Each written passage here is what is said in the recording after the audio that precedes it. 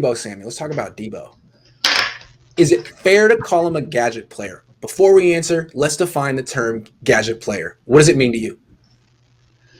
Somebody that's doing a lot of different things. So, it's a guy that's being used in multiple ways, and that's my definition of it. I would take it a step further. It's almost like he doesn't have a position.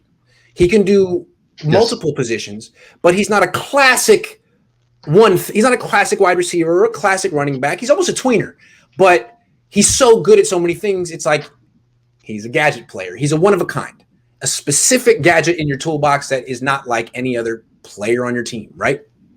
Kind of. Right. Yeah. Exactly. So, the new term is the Swiss Army knife or whatever you want to call it. It's still a gadget player. Yeah. It just seems like when you talk about Samuel as a gadget player, people get upset. And I'm thinking it's kind of like calling your quarterback a game manager, right? When you say he's not a real wide receiver, huh? Right. Exactly. That's exactly what it is. Because he can we've seen him be able to run a lot of the routes in the 49ers offense, but he's used the thing that he does. One of the things he does best is to run after the catch. But, in order to get him going, he's often getting the ball behind the line of scrimmage. And that's why he has such a high yak percentage.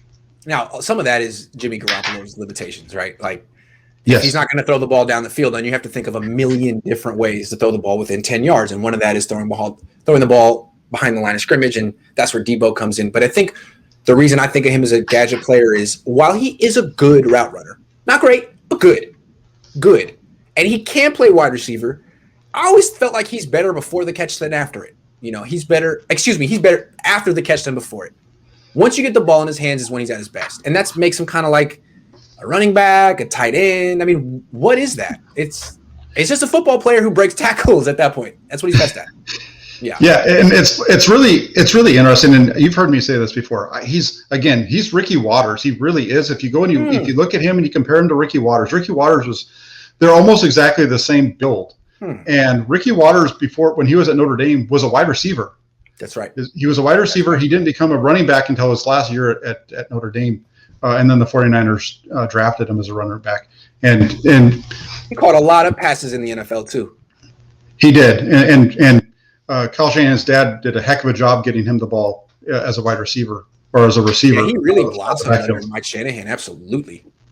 Mm-hmm. Yes. And, so that's, I got a lot of heat from this on Samuel. All I'm doing, he had a ton of yak. He actually had more yak last year than he had yards, receiving yards. He had 398 yards of yards after the catch and only 391 receiving yards in his 7 games. Yeah. So it's really interesting that that's why I said I mentioned last week, if they can get Julio Jones or they can get another outside receiver where they can really utilize him as a quote third wide receiver or whatnot, that'd be so good for this offense.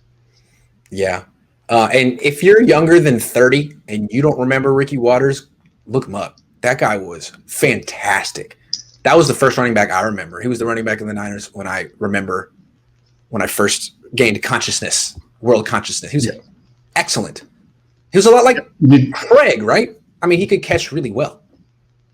Yeah, I would say he was better. He was better than Craig from a receiving standpoint. You got to go back and watch him from 1994. And they used him out of the backfield running seams down the middle of the field. Yes. Go back and watch if you can find the game from '94 when they played. I think it was the Broncos. They just torched them down the middle of the field with him.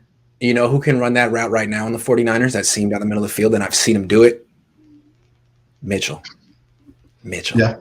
Mitchell. He's got the speed. I don't know if Jimmy Garoppolo can throw that pass, but he should be able to. I mean, those are the easiest deep throws, the ones up the seam. It's the ones that Drew Brees can hit. Yeah, and we've seen the 49ers. We've seen the 49ers under Kyle Shanahan attempt that throw with at times. So it would be great to see them kind of do that more often.